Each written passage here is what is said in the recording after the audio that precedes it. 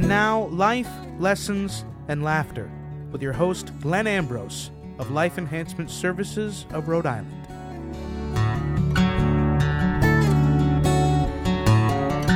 Hello, everybody. This is Glenn Ambrose, and today we are going to talk about guilt. Guilt. So we're going to talk about that big, heavy word, guilt. The first angle that I'm going to come at it at is letting the past control your future actions. So basically, that's just getting some guilt, feeling some guilt about what you've done in the past, and letting it control what happens in the future. So obviously, we don't want to do that. One of the things that we do is we beat ourselves up a lot, and that doesn't get us anywhere. So I think that once we find that we respond better to positive reinforcement instead of the negative reinforcement, that's the first step. We tend to beat ourselves up, and we think that if we feel bad enough about ourselves, then that'll motivate us into doing something different. And generally, all that does is make us feel bad about ourselves. And when you feel bad about yourself, you don't have that motivation to pick yourself up and go do something different or something better. So, if you think about a past situation and you're just feeling down and you're telling yourself how much you screwed up and how wrong you were and how stupid it was to do that, just talking about it, I don't feel this big get up and go to go do something positive and exciting. You know? Yeah, guilt is like a vicious cycle. Right. Which probably... Do you think that guilt leads to depression? Oh, absolutely. I mean, depression is, it's kind of like a long string of guilt. You feel bad about yourself, you beat yourself up. Then you feel bad about yourself because you beat yourself up. So then you feel bad about yourself, and you continue beating yourself up over it. And it's that self-perpetuating cycle that we fall in. And, you get into that rhythm. And then the hope starts to dwindle. And the fun and the positive directions start seeming further and further away. And it's hard to get there, So yeah, absolutely. Beating yourself up, it really does absolutely nothing. It does no good whatsoever. We can learn from our past. Looking back on something that you didn't handle well and seeing what you can do differently in a constructive way, in a teaching way, in a learning way, that is constructive. But there's no emotional beating up that's going on to do that. If I can look back at something I did back to a situation that I didn't handle well, and I can say, okay, well, I didn't handle that well. How could I handle it differently? How can I handle it better in the future? If I do that, then I'm learning from it.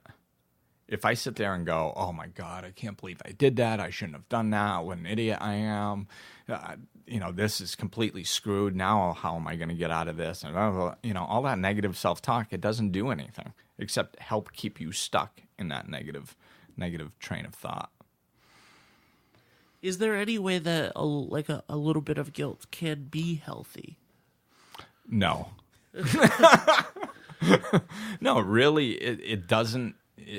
It's a very poor motivator. It doesn't, can some people use it to motivate them? Yeah, you can if you're really careful and you're really gentle with it and you use it as a motivator. But, you can... I'm trying to think of another bad thing that we use. You could learn to not touch something hot by burning yourself. but that's a poor way to learn that lesson. Yeah. Why hurt? There's other ways to learn that, So that's what it's like. It's like, can you use it? Yeah, you can, but why would you? It's just, it has way too many drawbacks, and it's really like playing with fire, because it can and will burn you, and you don't necessarily know when or how, because it's got a very strong pull to it. Once you start falling into that guilt, it can pull you right into it, and before you know it, you're all caught up in it. So it's it's more dangerous to play around with it than it is helpful. Yeah. I think that it's such a big deal, because I think that guilt is probably the number one thing, or at least near the top of the list of things that are detractors for people. As you were saying, I think the idea of, well, I didn't do this yesterday, crap, so now I'm already behind on this. Now it's going to be harder to catch up. I should have done that. And then you worry all your time about what you should have done instead of moving forward. And there are just so many different ways that guilt can affect you. So, like, speaking in one thing, about, like, we were talking earlier today about, like, eating habits, like healthy eating habits. Right. And, how is guilt associated within, like, healthy eating habits? To get into some specifics. And with the eating habits, you can see how guilt is guilt, because I'm going to talk about how it plays in with the eating habits, but at the same time, it's how it spills into everything that we do. Basically, one of the things that we can do is start our days over whenever we want. Just start your day over. You can start your day over 30 times throughout a 24-hour period if you need to. If something isn't going well and you want to beat yourself up over it, you can just stop and say, okay, that's done. It happened. It's behind me. It's in the past. 2 seconds is the past. It is. It's done. 2 seconds after it happens, it's done. So it's in the past. I'm just going to start fresh right here. Now, this is my starting point. I'm starting my day over. What can I do next that's going to be good? What's the next right thing that I can do? That's a big thing that we can use in any area of our lives. But when it comes to eating, it's one of the big things, like we were talking about, it was breakfast. Yeah. It's the first meal of the day, and lots of people skip it. I used to skip it. When I woke up in the morning, one, I wasn't hungry because I wasn't feeding my body in the morning, so it stopped sending me the signal. And two, I was stressed out. When I was younger, I was very stressed out. So when I woke up in the morning, my stomach was nauseous. I didn't feel like eating, So what happens is we'll wake up, skip that morning meal, and then be like, oh, I was supposed to eat breakfast. I know I'm supposed to eat breakfast, and I screwed that up. Well, so many people fall into the trap that that's it for the day. That whole day is ruined because they skipped one meal, and it could be people will wreck their whole weeks because of that.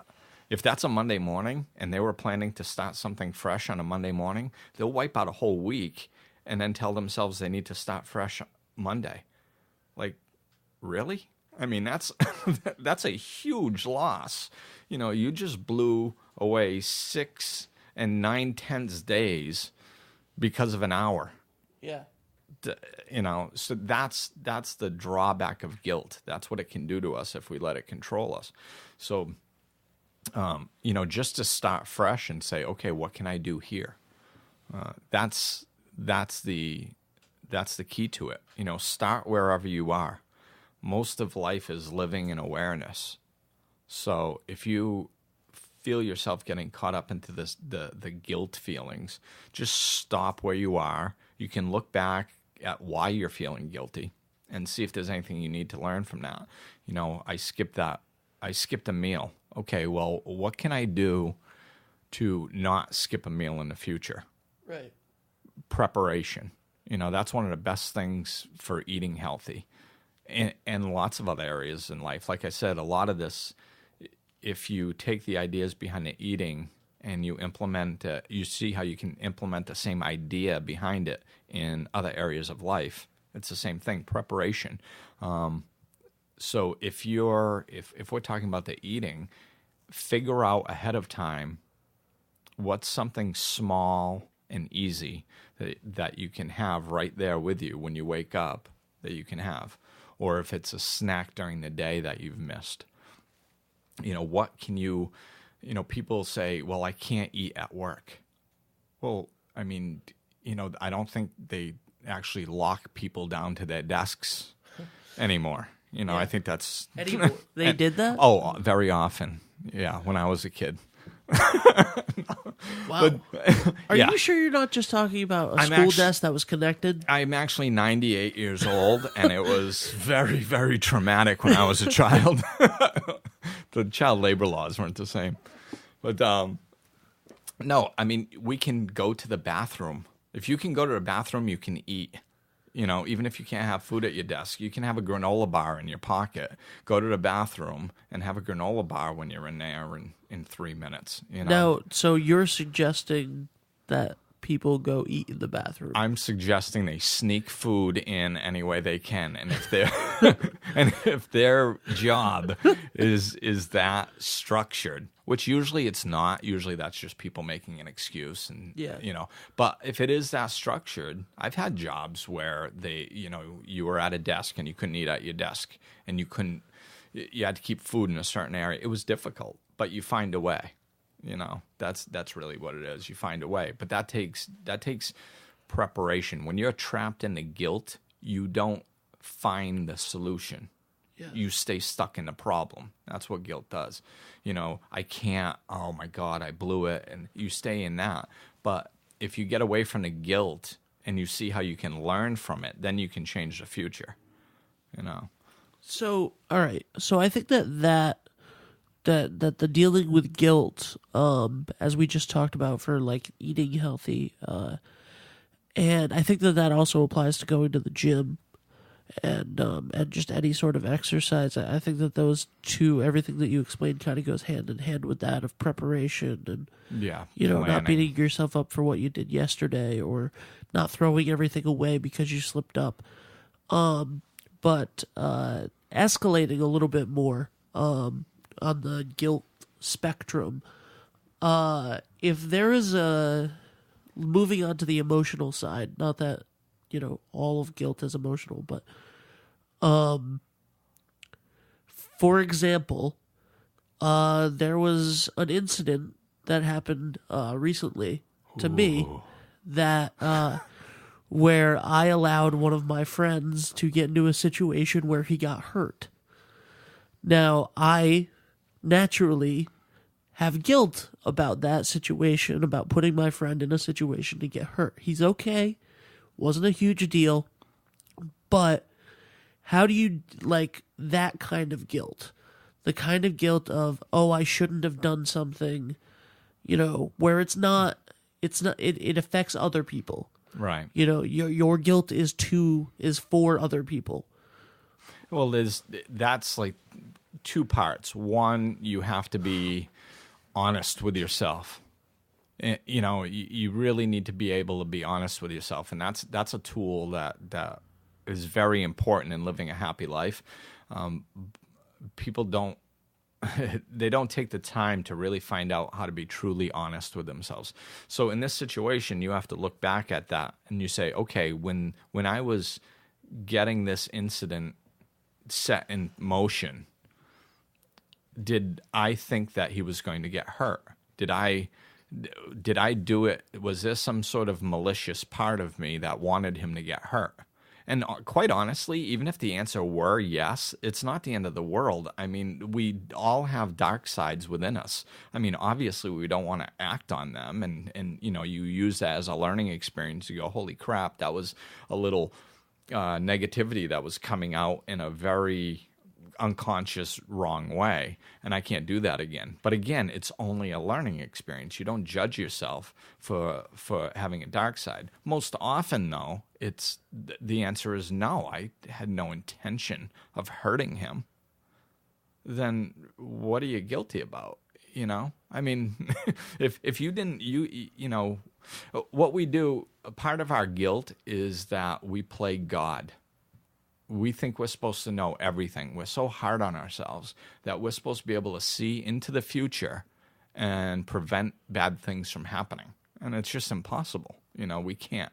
If you had no malice in your intention setting this situation up, and then something happened the way you didn't plan on it happening, that happens.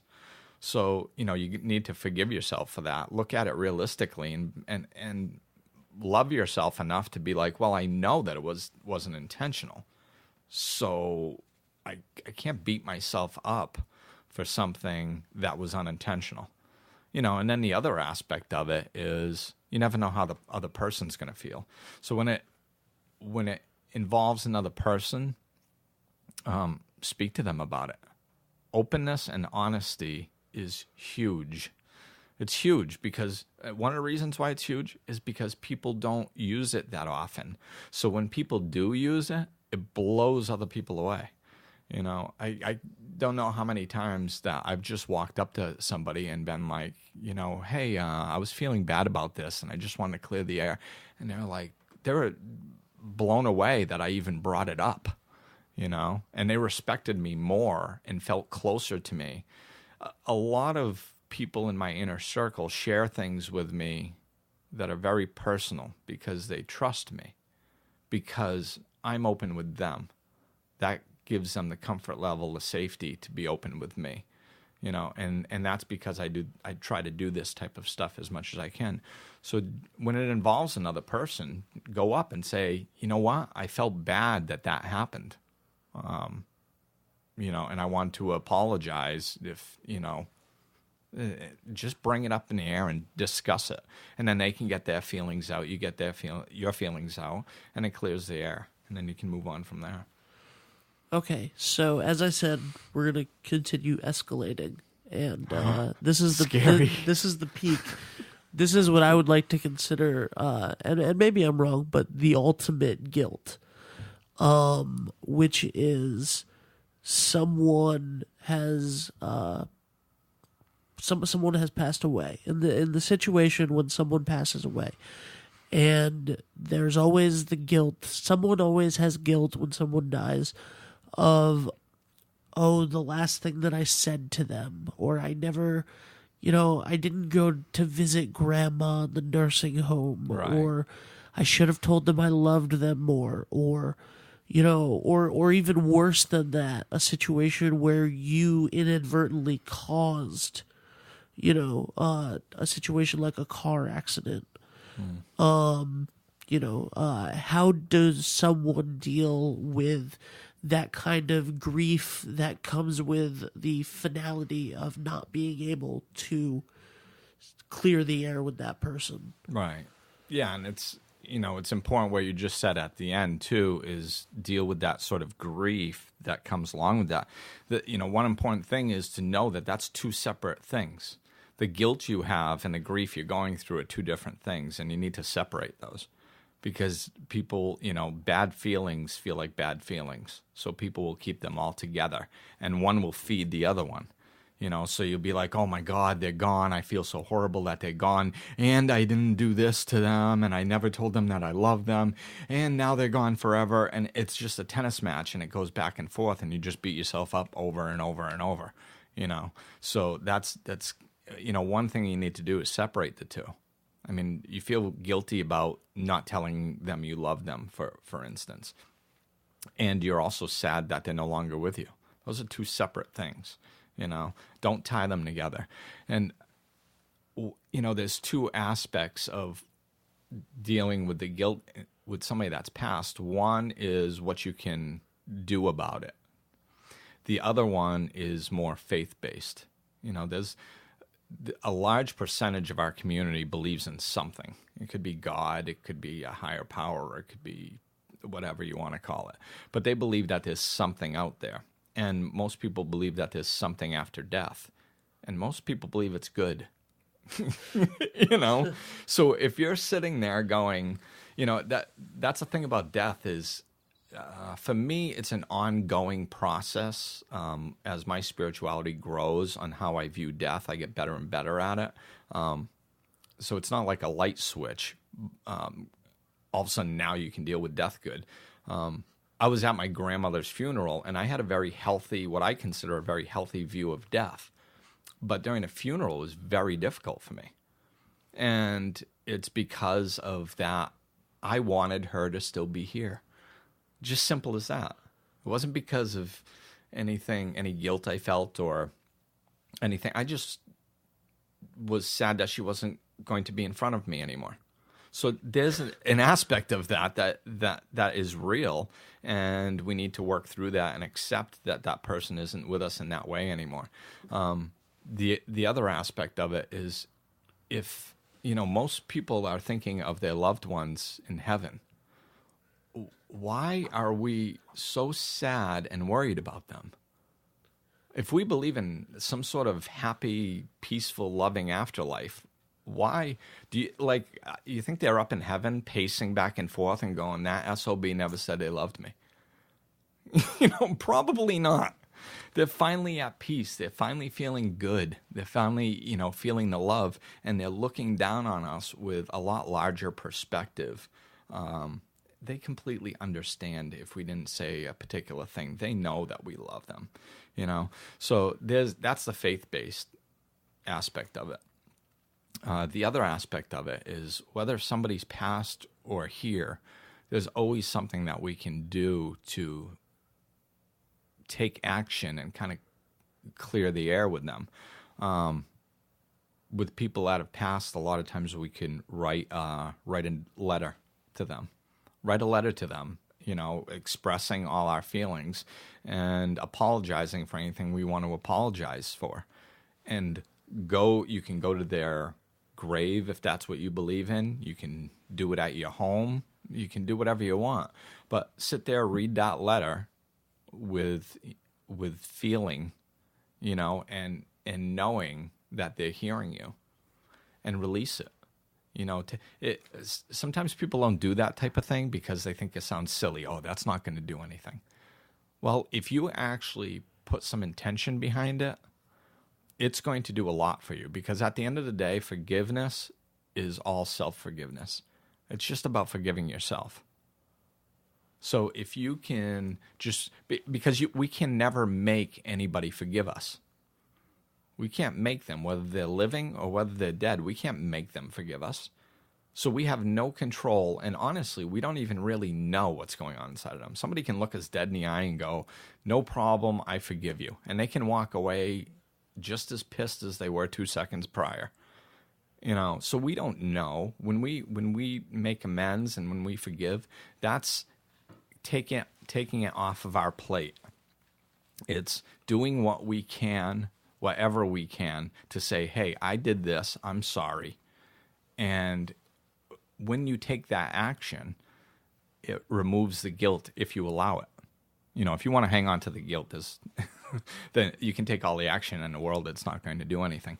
But if you do take the action with the intention that when I am done this, I am going to be free of the guilt, and I'm going to forgive myself, and I know in my heart that I did everything I could to straighten this situation out and move forward with my life. That's what you do. Awesome. All right. Well, now it is the portion of the show where we get to a question that was sent in. And while I pull that up, why don't you let people know where they can send these questions to? All right. Just send the questions to, you can private message me on Facebook. My Facebook page is Life Enhancement Services. you can look me up personally, Glenn Ambrose on Facebook, and also my website is life-enhancement-services.com, and you can message me through that website, and my email address is gambrose.les@gmail.com. All right. And as always, your questions will be 100% anonymous. Oh, yeah. When we read them over the podcast. All right. Today's question. Dear Glenn. That's me. That is you. Yes. I often have feelings of guilt about the things that I have done wrong as regards to my healthy choice living style. Is there any way to deal with them immediately when they come up, or to stop having the feelings of guilt altogether? The dealing with the guilt that comes up, it's a lot of it really is, I touched on it a little bit before, but it's really just putting it behind you. Is a big trick is to look at the larger picture. We need to look at the larger picture. Like often I'll tell my personal training clients, if you treat your body one way 350 days out of the year and another way 15 days out of the year, you're going to have a really healthy body. So, we have to take each moment at a time and be able to just drop the negativity and move past it and make healthier choices that, as we move forward. The trap that we get into is the guilt. The guilt feeds the guilt. So if you feel guilty and you hang on to that, then you just keep feeling worse. If you drop it, draw a line in the sand and say, okay, I'm starting fresh here. What can I do? Then even if you have to start your day over 3 different times, so what? You've got the opportunity to have probably 75% of a good day, Yes. Instead of 100% of a bad day. That's what it is. It's not falling into it and hanging there. It's just learning from it, putting it down without judging yourself. That's I think the biggest key is we're so judgmental. Right. We judge ourselves over every little thing that we don't do perfectly. We're our own worst enemies. Yeah. And we have to stop judging ourselves and just stop, okay, how can I do better? And just keep moving forward. And if we stay focused on doing things better and doing things healthier, eventually we're going to get there. Right. So you could stumble, you could completely screw up an entire day. You could start your day over 20 times and not do one good thing right. And that's still progress, because at least you stopped yourself, drew a line in the sand, and you got a little bit better at not hanging on to the negativity and starting over. So maybe the next day you only start over 15 times instead of 20, and you make one good choice. But at least if you're staying in the solution, staying focused on the positive and doing better instead of staying stuck in the problem, then eventually, little by little, you'll chip your way around out of it. And then what happens is, it could be a month later, you're standing there and you're doing all these good things and you're like, oh my God, how did I get here? What happened? It's, we always think that the big things that to get somewhere, we have to take these huge steps, and it's not. We just need to stay focused on doing the right thing and keep heading in that direction. Yeah, that was one of the first things that you ever talked to me about was, just always look for the next right thing, and, to not beat yourself up about it, and to just, if you're always consciously trying to move forward, you will, and it's a lot better than beating yourself up and feeling guilty about all of the stuff that's come before. Right. Acknowledging that was bad, and that's why you're trying to make the right choices, I think is healthy, right? Right. Yeah. I mean, it's the difference is intellectual compared to emotional. We can look back on things intellectually and say, I shouldn't have done that. Yeah. How can I do better? That's in your mind. When it comes into our emotional being and we start going, oh my God, I shouldn't have done that. That's when it's useless. Yeah. We can learn from the past. We just don't want to relive it, and just feel it over and over. Yeah. So, and I think, that's from your personal experience. I think that you've seen it work. Yeah, definitely. Because if you just keep looking forward, looking towards the positive, then all of a sudden you start finding yourself making better decisions a little bit here and there, and then all of a sudden you wake up and you're like, holy crap, I made a bunch of good decisions in a row. I found that with not just the fitness regimen or whatever, but in all aspects of life. When I'm producing a show, if we continue to look forward to what is the next thing that we have to do correctly, the show usually ends up pretty well, but pretty good. I don't know if I said that right, but when we start going, oh no, this just happened, or oh no, I did this wrong, right, and then we sit in that. That's when there are problems usually. But if you're always just looking forward and going like, all right, what's the next right thing I could do? Yeah, absolutely. And it is in every area of our life. That's why I bet you can see it in like editing things. If you're recording something that the person that you're recording keeps staying in it when they make a mistake and oh no, and it's probably very choppy and it never picks up and never pulls out of that. But if you just go with it, eventually you can just you'll pull yourself out of it. And if you learn to do things, that's one of the things that I'm doing with the podcast, is just going with it. If I screw up or make a mistake, I'm just going to keep going, because I'm not going to let it stop me and screw up the rest of the podcast. Now, if there's a little bit of editing to be done, so be it. But I bet you if I stay doing it this way, there's going to be less editing as we move forward. Whereas if I kept letting myself get stuck in that, there would just be more and more. So, yeah, that's a good example of how it can play out in other areas, and you can take that and spread it out into your own life, how it can affect yourself in certain specific ways in your own life. So I think that is going to do it for the guilt. Let's get out of the guilt. Please. Wrap it up for the guilt show, and and move on to happier, healthy things. So I want to say thank you for joining me for the podcast, and that's going to do it. I'll see you next time.